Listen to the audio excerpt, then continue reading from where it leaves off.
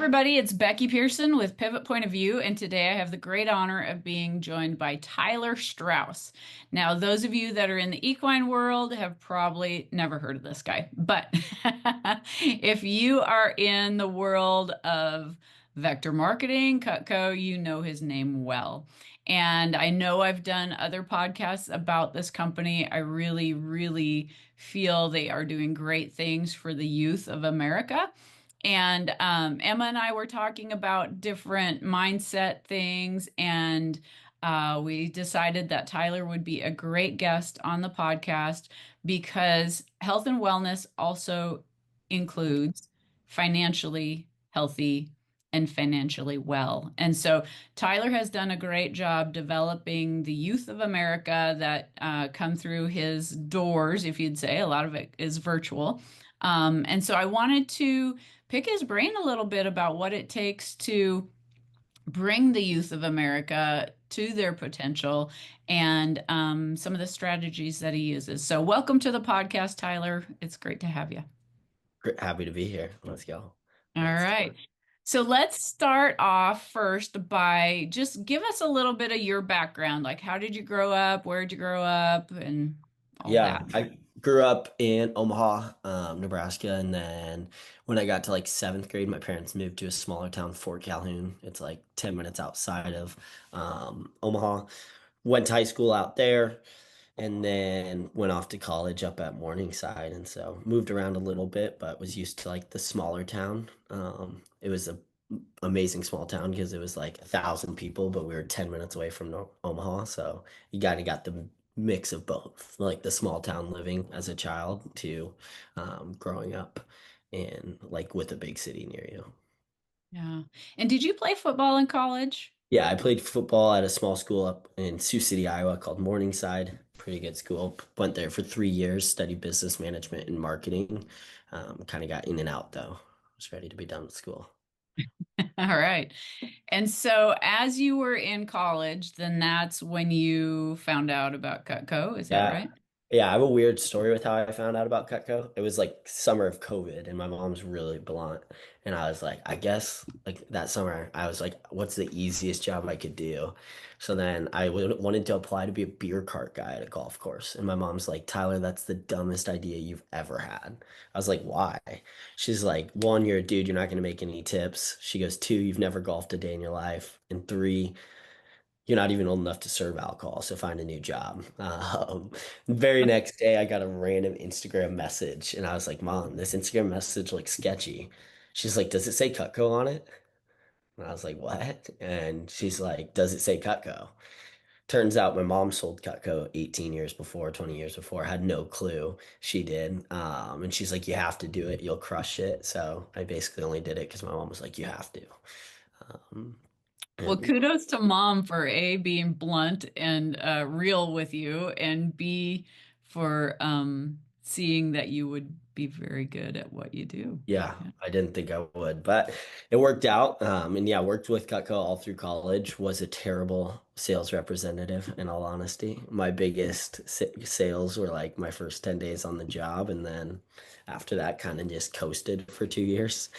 Didn't really do much. Just did it as I needed money, but was never like the top candidate. And when I did get the opportunity to open our own office, I was literally dead last on the pecking board to open an office. I had the smallest territory in the entire company. That summer it was like Norfolk and Columbus, and that's it. And two smaller towns, and similar kind of story of Reese of being kind of like the dark horse. Mhm. So So, what do you think changed in your mind, like from being kind of the coaster, like I'm going to put in the minimal effort, and then like pretty much 180-degree turn to yeah. now I really find this very fun. I find it challenging, and I'm going to go crush all these goals. Yeah, I think the biggest switch was like seeing my name on it, like being in a sales world and seeing your name as like the runner and being last was never something I wanted to do. But before, like when it wasn't like that, it was just like, oh, I'll just take it as I want it. And so that's something that's helped me like drive our office forward is giving everybody so much ownership in the business because then they feel like it's theirs and they want to make sure it does well. And so that was like a big shift for me. We get emailed every morning at 8 a.m. with our results, like where we stand in every category. And it's like, you don't want to be last. That was not the way I wanted to ever start my morning. So that was kind of the switch, in all honesty. It just flipped the competitive nature, and I saw like how it can be competitive. Yeah. Yeah. So feeding off of that competitive edge. And so do you think that that's kind of part of the company culture? Do you feel like that's more just like your district? Because this district, is it called the Central District or Nebraska district, yeah.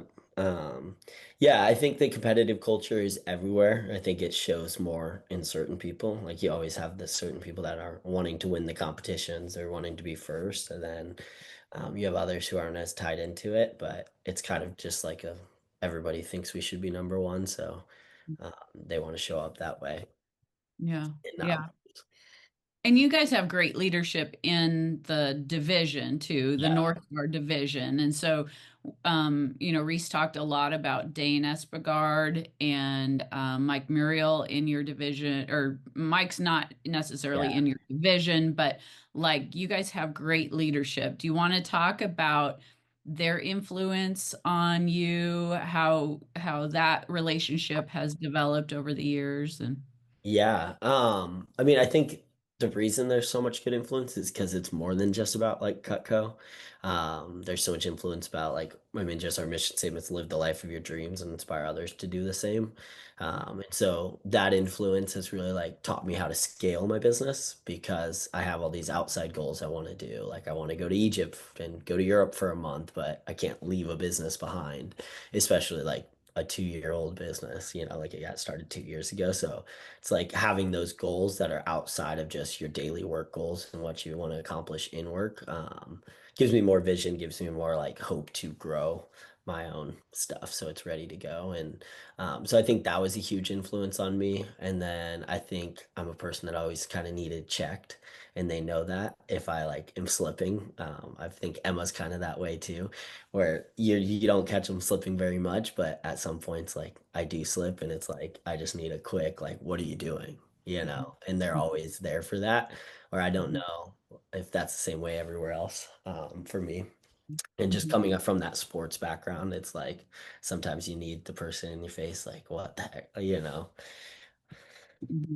Well, and we all need coaches, Right. honestly. Like, so there's so many people out there that they have their own business, and maybe it's just them, or maybe they have other people. But like I do it with my business. I have a business coach. Um, you have a coach when you're in sports to Yeah. keep pushing you, and like why not have somebody that's going to keep you accountable? Yes, it may cost you a little bit of money to hire a coach, but they're going to pay for themselves, Tenfold. yeah, tenfold. And the beauty of what you guys have going on is you guys have the coaches and it doesn't really cost you extra, right? I mean, that's kind of a built-in part um, of the business. And Yeah, it's like a safe so, for everyone to fall back. yeah. And they, like you said, it's not just about selling knives. It is, they develop you guys.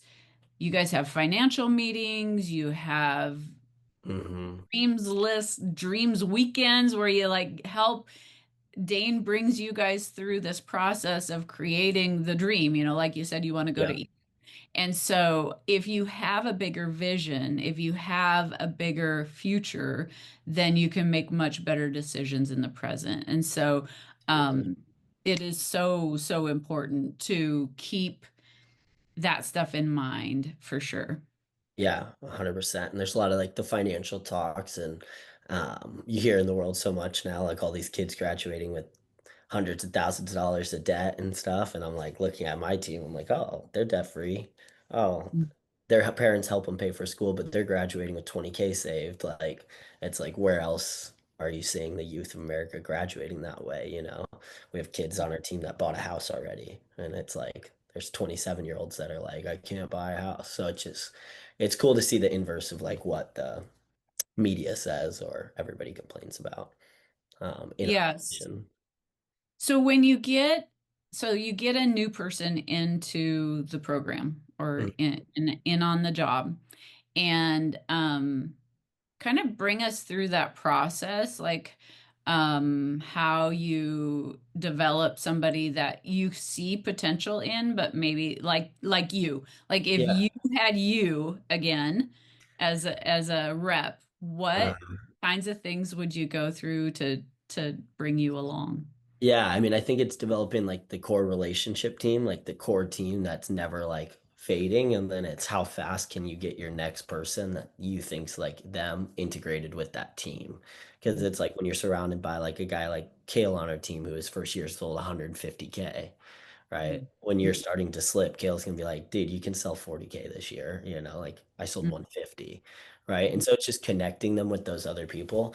I don't always love being the solution to like all the knowledge. I like connecting them so they can learn how to go find their own solutions.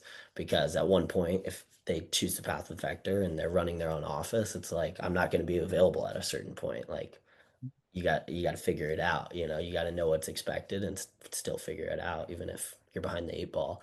And so, kind of connecting them with that group as much, and then I really like empowering them on how to learn. Because again, I don't love being the source of all knowledge in terms of like just the little skill gap things. It's like here's YouTube playlists, here's these documents, like take them as you want.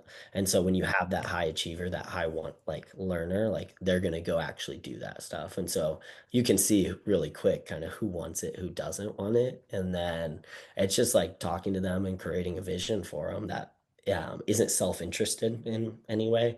When I lost a lot of high development was because I was like, you have to do this, you have to do this. And it was more for me in my office where with my people, I'm like, what do you want? I don't care. Like you could leave tomorrow and I'm gonna replace you. Like we're gonna be fine. So like what do you want out of the job? What do you want? Um, and then it's just helping holding them accountable when they need to be lifted up. Sometimes they need to be lifted up, sometimes they need to be held accountable. And it's just learning the balance with each person because everybody's very different. Right. Like I have some people like your daughter more, you need to tell her to, hey, take a break. It's okay. Like relax. Like you're fine. Like every conversation with her is like, dude, just chill. You're good. And then other people, I'm like, dude, you got to work. It's just like you have to know them and kind of meet them where they're at, and know their shot where they fall short, so you can be there when they fall short. Because everybody falls short in different areas of life. Yeah. It's funny that you say that your conversations with Emma are a lot of times you just need to relax because we had to have a little sign in her room when she was a little kid, like just relax a little Yeah, bit, just chill just out. relax. It's okay. Yeah. It's Yeah. nothing's burning. You're fine. Yeah, totally Yeah. different. But Yeah. then I have kids where I'm like, why are you so relaxed? Like you're Yeah. failing. Like let's go. And so it's just knowing everyone a little bit, and that just comes with relationships and keeping them around. So let's talk a little bit about, so you are also developing, like for Emma, you are developing her to go into more of a leadership role. And as a lot of us know, like managing people is probably one of the biggest complaints that I hear from business owners is like, I would love this if I didn't have to manage my staff. And, I know there's frustration with training people. And many business owners say, I just feel like I'm babysitting them for the first, at least few months of the job.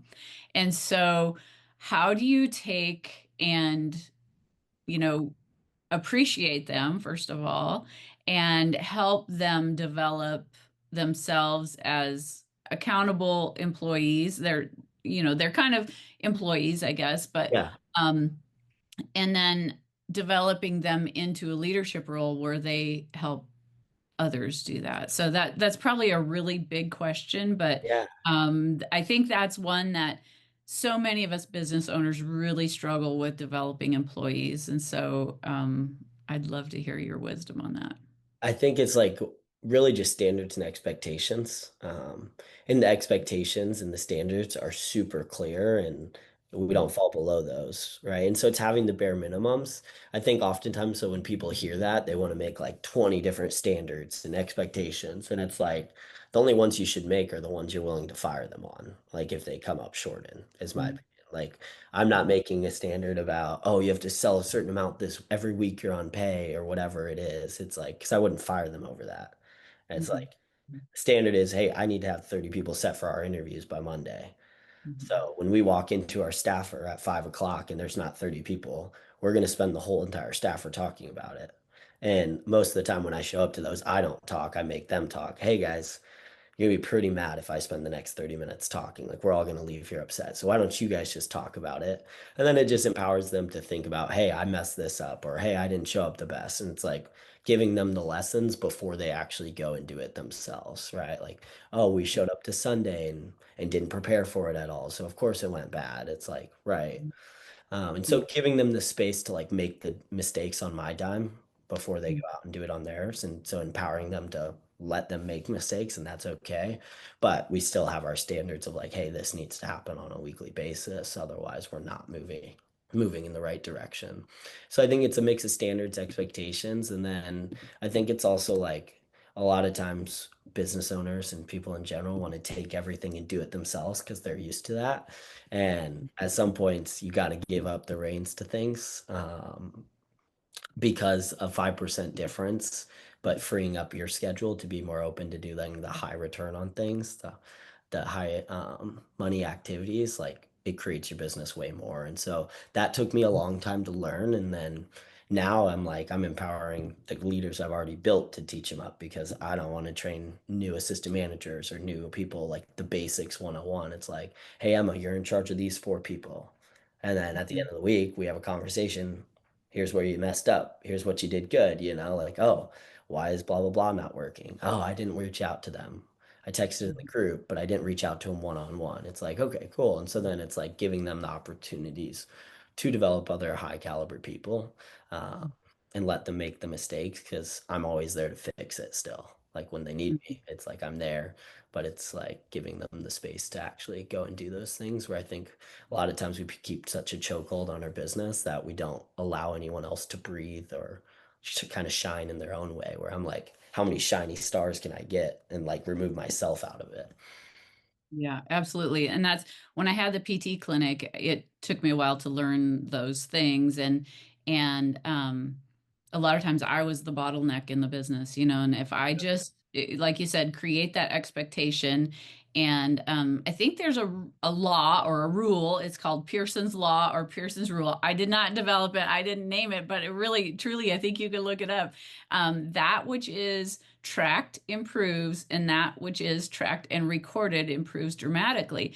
And Yeah. so we had developed systems within the PT clinic that, my therapist had to tell me how many visits they did in a week, how many evals they did, and then track their charges and that kind of stuff. And so it really, it made them aware of it. And then, yes, they didn't want to have to explain why they felt short that week.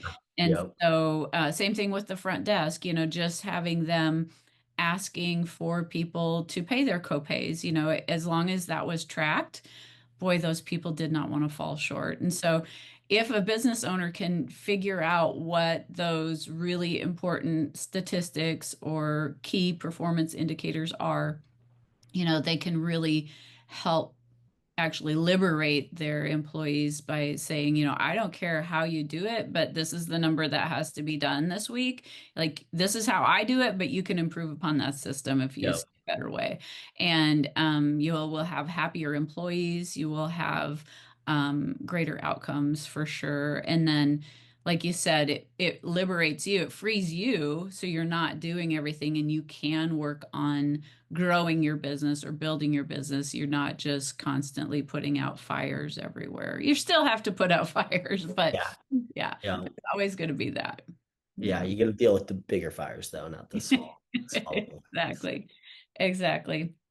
So, is that kind of how you feel like you help build work ethic with them? Because that's what a lot of people will say. Oh, the kids of today, they just don't know how to work. Blah blah blah. So, do Mhm. you feel like that's the best way to develop work ethic is having good expectations and clear expectations or Yeah, I mean that's just the job then. Like when you have a clear outline of like this, like that's just the job.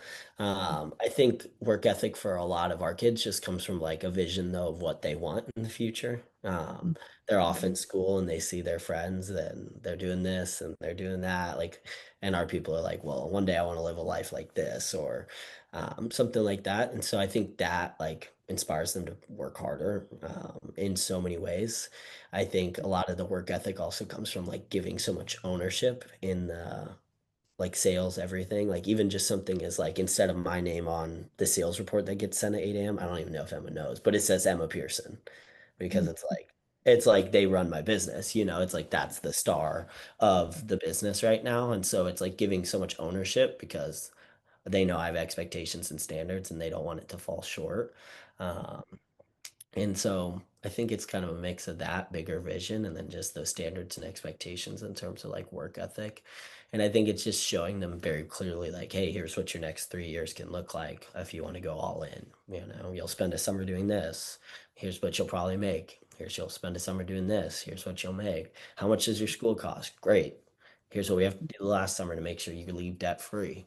And it's creating a 3 year vision. I don't know, is McDonald's going to create a 3 year vision with them? You know what I mean? Like, it's like, hey, maybe you could get assistant manager in 3 years at McDonald's working bare minimum, and it's like, clearly outlining what it is and clearly outlining what I want from them, even our sales reps. I'm like, hey, you do this, you go through SC2 and work your butt off. I don't care about how much you sell, but I see full effort for 17 days during a sales competition from you. I'm going to recruit you in August to run an office.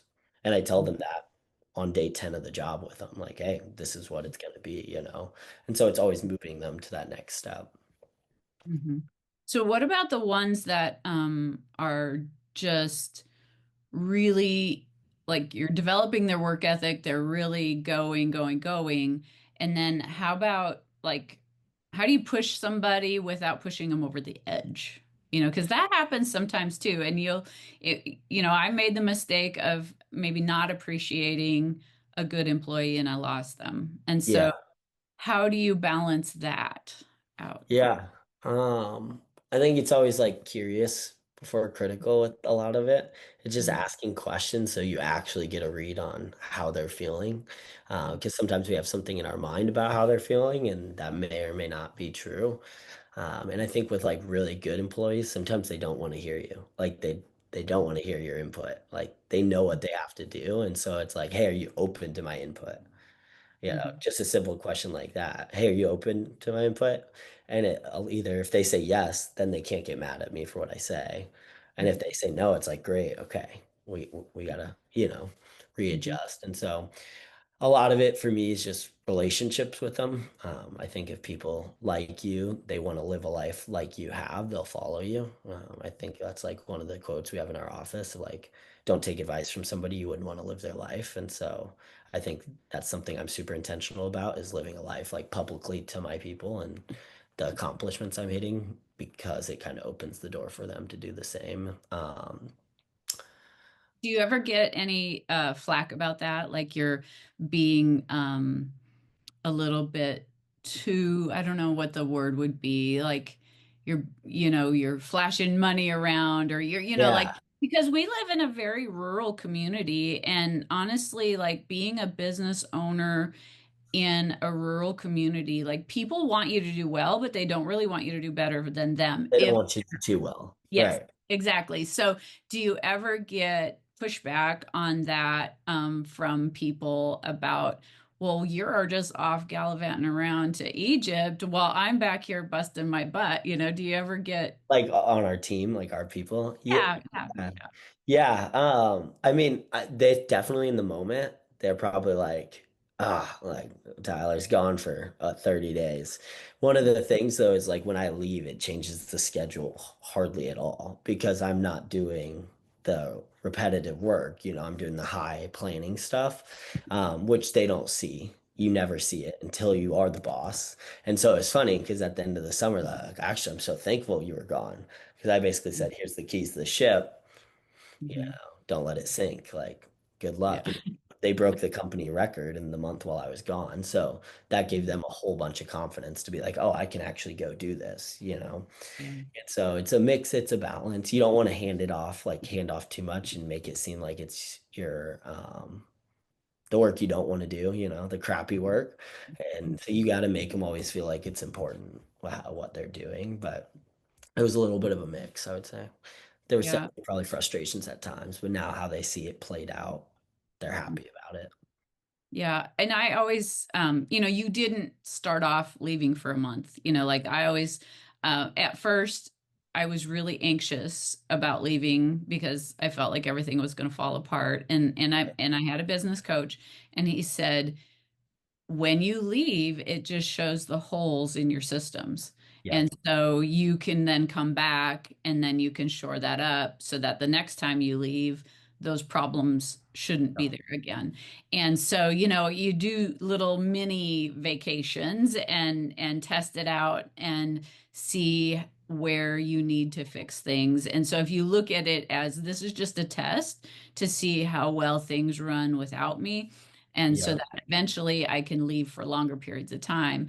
If I feel like if business owners can take that mindset about it, and instead of like, oh, I just can't leave because things just fall apart and I have to do everything, Right. if they have a better mindset about it, I think it's definitely an improvement. Yeah, and I feel like I need to leave at times, like just for my own personal like happiness, like I feel Yeah. like it just would be so hard to be like trapped in it. Like it's like you got to give yourself that space because even if you guys dip for a little bit for 2 weeks, whatever it is, it's like you showing up with energy for the next 6 months has a way bigger impact than you just going through your day to day like Yeah. a normal month. And sometimes you have to get out of those four walls to be able to think more clearly about your business and Yeah. what you really want, for sure. So, what about burnout? Emma tells me you have a very unique mindset about burnout. I want to hear this. Yeah, I mean, I just say that burnout doesn't exist. You're operating without a goal. Like I'm Mhm. like, it's all I say to them. And I'm like, so what's your goal? Like, we need to figure out something new. Sometimes it's like they set such a big goal that they feel like it's out of reach. So then they're like, I'm burnt out. And I'm like, your Mhm. job's not hard. You talk to moms and dads on Zoom. Like it's emotionally hard at times, for sure. It's not physically hard. Like you're not burnt out, you're not dead. And so I think the times where I've ever felt like I was burnt out, it was literally just because I didn't have a clear goal or clear vision for what I wanted to do. Mhm. And not even just like with like Cutco, I might have big work goals, but I didn't have outside life goals. And so something like I do personally to not feel that way is like I write down my business goals for the month, for the quarter, and then I write down next to it what I'm accomplishing this month on like my dreams list, you know, or like intentional things outside of the business. Hey, we're going to do a date night every week. Hey, I'm going to do this, you know. And so it's like I have the goals in the business and outside the business. So uh, Mhm. a little bit of both, but I think most of the time burnout just comes from them having a lack of a goal. Because when you have a goal, like you're running with your hair on fire, running through walls, like ready to destroy things, you know? And so it's like, what, like the person didn't change, you know? It's not anything like that. It's just like you didn't have a goal, didn't have something you were going after. And so I don't really let burnout be an excuse for my people. It's more just about hey, we need to reset and re-intentionally set a goal. Mhm. And it's not something I feel like they're super comfortable with that because I'm not attached to their goal. You know, Mhm. even if they say they want to sell 10K less than I think they're capable of, I'm like, great, let's do it, you know. Mhm. So, do you take them through that like every so often? Do you guys do something formal with that? So, to give you an example, like I do a 1 year vision every year at the, first of the year, and then like 90-day sprints. And so I sit down every 90 Yeah. days, kind of recalibrate and things like that. And then every morning I have a routine that I should exercise. Yeah. Yeah. Like Doesn't I always did it happen, this but morning. mostly. So what's your morning, what's the long term, like do you do that planning real intentional and on a time frame? And then how do you implement that like on a daily basis? What's your routine for that kind of Yeah, stuff? for me personally or for like our team? Me Both. personally, both. Yeah. Yeah. For me, like I have a vision board of like my quotes for the year and then like the things that like inspire me for that year. So I redo that every year. I take it from like my dreams list I build and kind of like, hey, what's in the cards for this year? And so that sits like right above my computer when I'm working every day. So I notice like my head always floats up like when I like am like not wanting to work, like I lean back. And so I just put four whiteboards behind me of just all my goals and like what we're doing. And so one of them will have like a campaign, which is basically a quarter. It's an extra month. We operate on three campaigns, not four quarters. So I have a campaign goal. I have like the yearly goals, and then I have the next year goals already right now, all on different things. And so sometimes you're not fired up for like the next 3 months, but you're more fired up for the end of next year, you know? And so it's kind of having them all just in my face all the time is what I do personally for me. I love going through like the month and seeing like, hey, what can I accomplish this month, or what's some new thing we can do that makes me happy. And it's just kind of experimenting. Like I just did the carnivore diet for like 2 weeks, just give myself a challenge because sometimes I feel like we need those challenges so I don't get complacent in the business.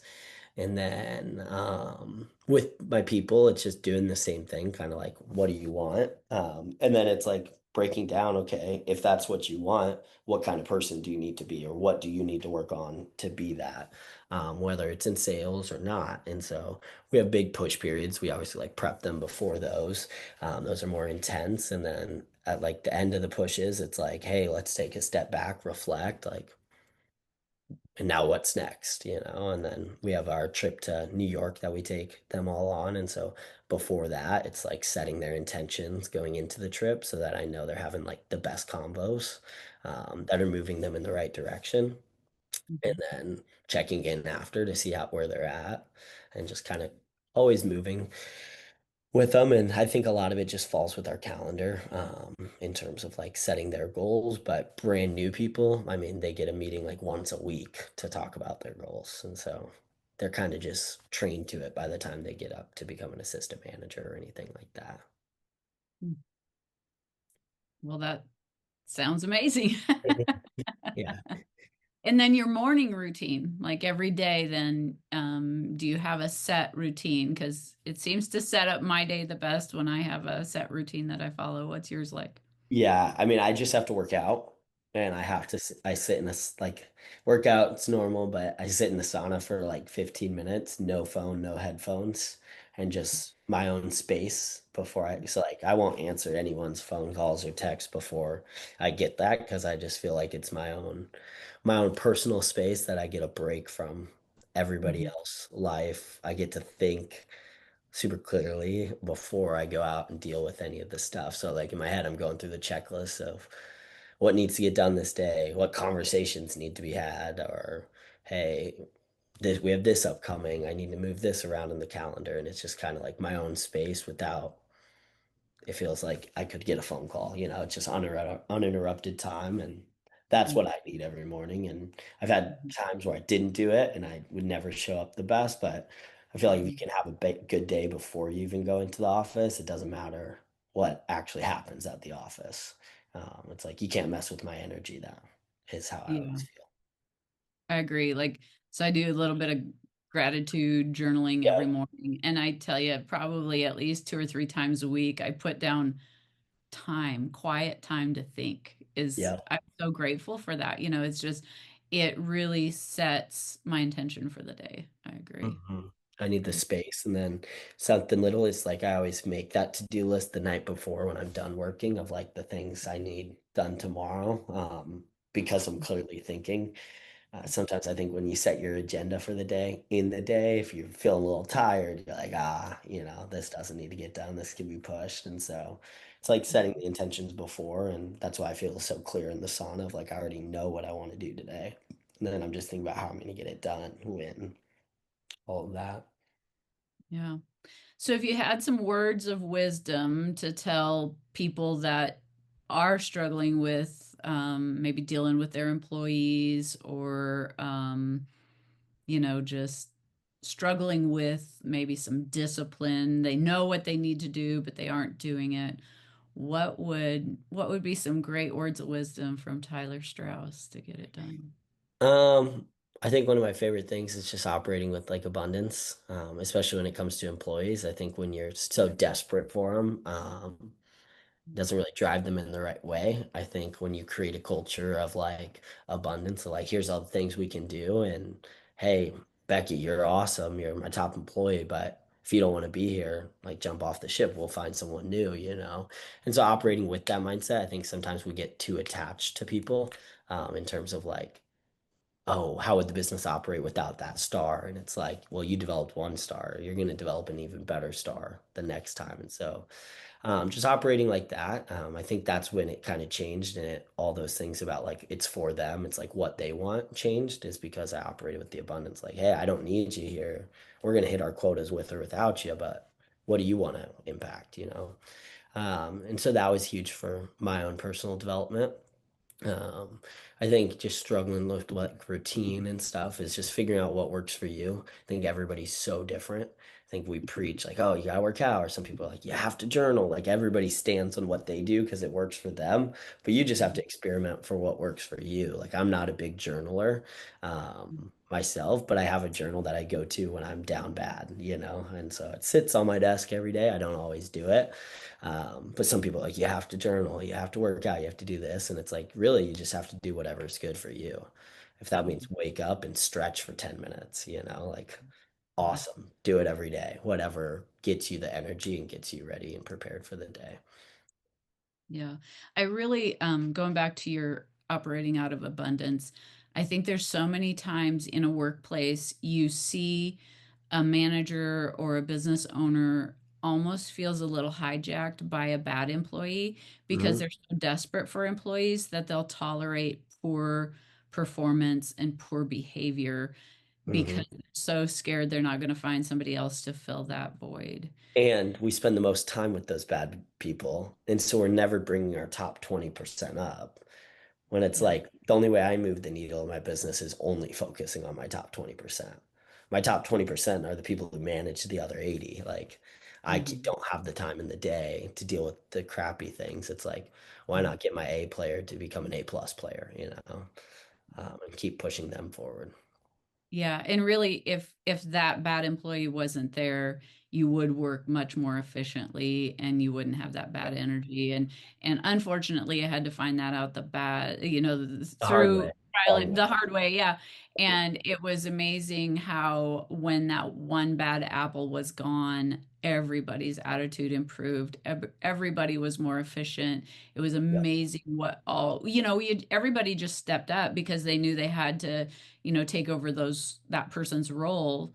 And then it was like, wow, that person said they were doing all these things, but we all handled it just fine. So Right. it's it frees you up and you can handle more when you aren't dealing with the bad energy of a Mhm. draining I call employee. it trimming the fat off of it, trimming the fat off the business a little bit. But yeah, I think for sure that point's so true. And I think it opens everybody else to be happier because it's like, why am I showing up doing my job every day and we have this Yeah. jerkhead over there not, you know? I think it allows them to step up, to hire the better employees.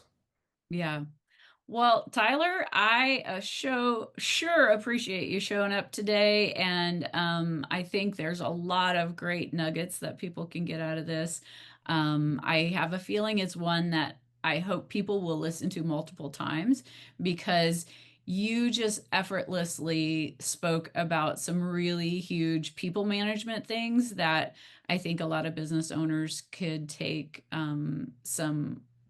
some time to really reflect on that. And so I do think it's something that I think you can listen to multiple times and get multiple nuggets out of it. And have a pen and paper, like just I think there's a lot of words of wisdom. And how old are you? Like you're not very old to know these things. That's I like think great. people might not re-listen if they know how old I am. I'm 23, 23. Well, I think you have had a great foundation for learning business principles. And yeah, you have a very bright future and you have a lot of great people under you and above you. So kudos to all of you for helping to develop the young people that are interested in becoming better people for sure. Yeah. Mhm. Well, thank you so much for having me. Hope you guys enjoyed it. All right. Well, thank you everybody for listening. And as always, let your health be the pivot point to your success.